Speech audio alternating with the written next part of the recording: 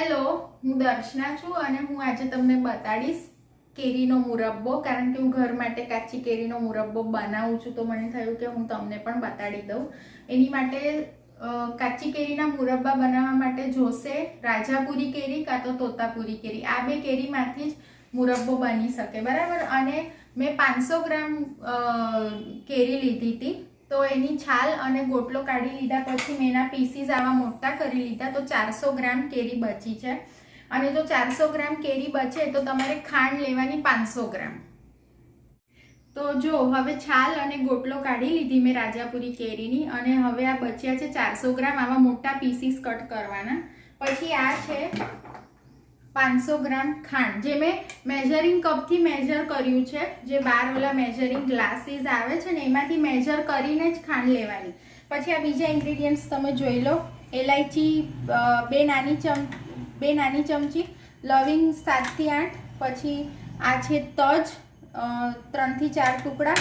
પછી આમાં લીંબુનો રસ જોશે મુરબ્બો બનાવવામાં, કારણ કે છે ને ખાંડ ક્રિસ્ટલાઇઝ થઈ જાય છે. જો તમે એને સ્ટોર કરશો તો લાંબા ગાળે ખાંડ ક્રિસ્ટલાઇઝ થઈ જાય ને એટલે. પછી આ છે કેસરના તાતણા 1 નાની ચમચી, અને બદામ મેં ચોપ કરી લીધી છે, જે એન્ડમાં આપણે નાખશું. ઠીક છે. હવે હું કેરીને બોઇલ કરીશ આ પાણીમાં. કોઈ પણ માપનું તમે પાણી લઈ શકો છો,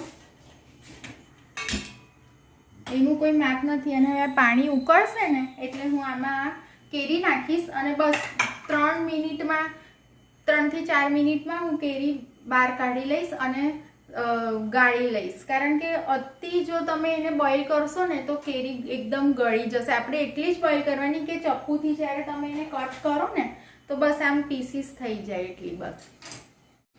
અચ્છા, હવે જો પાણી ઉકળી ગયું છે, તમે જોઈ લો કે પાણી ઉકળી ગયું છે. ને હવે હું આમાં કેરીના પીસીસ નાખી દઉં છું. બસ. અને હવે આને 3 થી 4 જ મિનિટમાં હું ઉકળવા દઈશ અને ચપ્પુથી ચેક કરી લઈશ. બસ પીસીસ થશે ને એટલું જ સોફ્ટ કેરી કરવાની છે, એનાથી વધારે નહીં. હવે છે ને આમાં હું ચપટી મીઠું નાખું છું. જ્યારે કેરી ઉકળે ને ત્યારે ચપટી મીઠું નાખવાનું અને ચપટી હળદર નાખવાની. હવે જો 3 થી 4 મિનિટ થઈ ગઈ છે, તો આપણે એક કેરીનો પીસ ચેક કરી લઈએ કે શું ચપ્પુથી ઇઝીલી કટ થાય છે.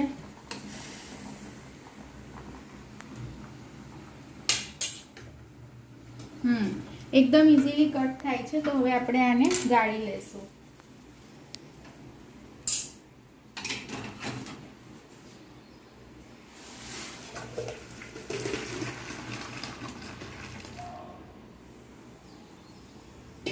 અચ્છા, હવે છે ને આપણે ચાસણી બનાવવાની છે, 1 તારની ચાસણી, બરાબર. હવે આ 400 ગ્રામ ખાંડ છે અને ફ્લેમ લો છે. એની માટે આપણે લેશું ખાંડ ડૂબે ને એટલું પાણી.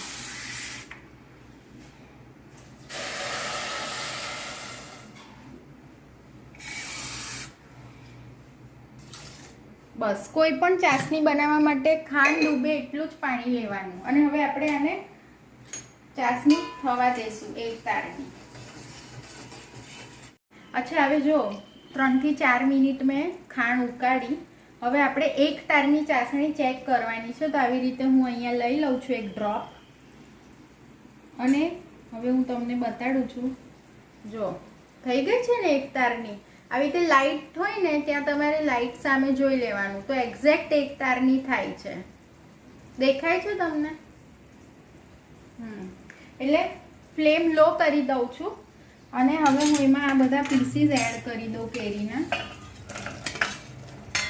કેરીના પીસીસ એડ કર્યા પછી હું એમાં લીંબુનો રસ નાખી દઉં છું 2 ચમચી. એટલે શું કે લાંબા ગાળે જો તમે સ્ટોર મતલબ વરસ માટે સ્ટોર કરતા હોય તો પછી ઉપર ખાંડ ના જામી જાય. જ્યારે તમે એને સ્ટેરિલાઇઝ જારમાં સ્ટોર કરો ને તો ખાંડ ના જામી જાય, એની માટે.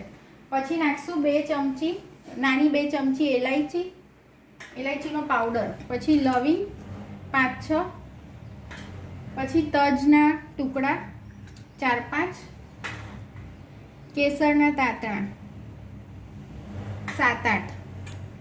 હવે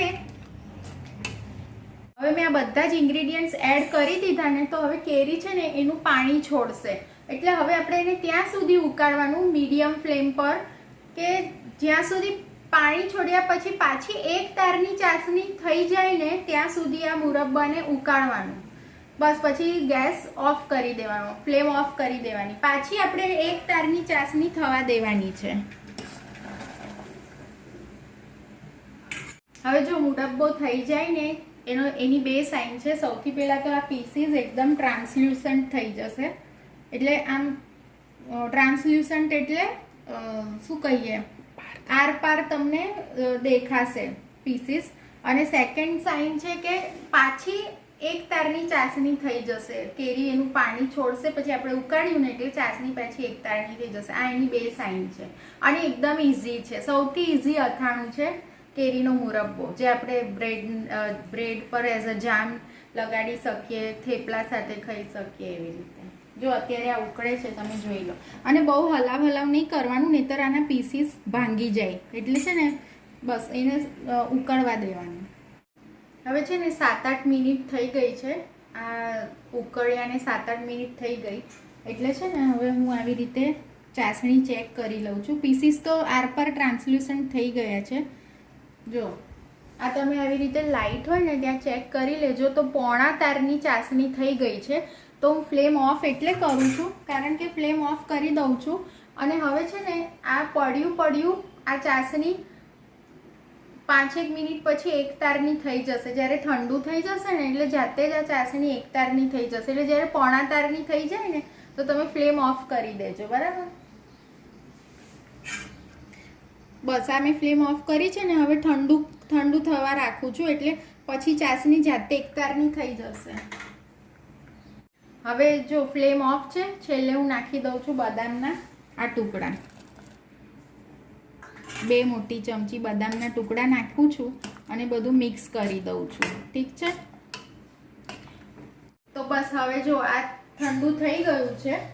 આવી રીતે તમે જોઈ લો, મુરબ્બો ઠંડો થઈ ગયો છે. અને હવે હું એને એક સ્ટેરિલાઇઝ્ડ જારમાં, કાચની બરણીમાં મુરબ્બો એકદમ ઠંડો થઈ જશે એટલે ફિલ કરી દઈશ. અને એ કાચની બરણીમાં સહેજ પણ પાણી ન હોવું જોઈએ. હવે આને સહેજ પણ પાણી ન લાગવું જોઈએ, નહીંતર આ બગડી જશે. એક ટીપું પણ પાણી હવે આ મુરબ્બો થઈ ગયા પછી એને લાગવું ના જોઈએ. ના એ સ્ટેરિલાઇઝ જારમાં પાણીનું એક ડ્રોપ પણ હોવું ના જોઈએ. ઠીક છે? તો હવે તમે ટ્રાય કરજો. આ મુરબ્બો બહુ જ ઇઝી રેસીપી છે અને રમતા જ બની જાય છે. એટલું કંઈ ટફ નથી. તો bye and have a nice day.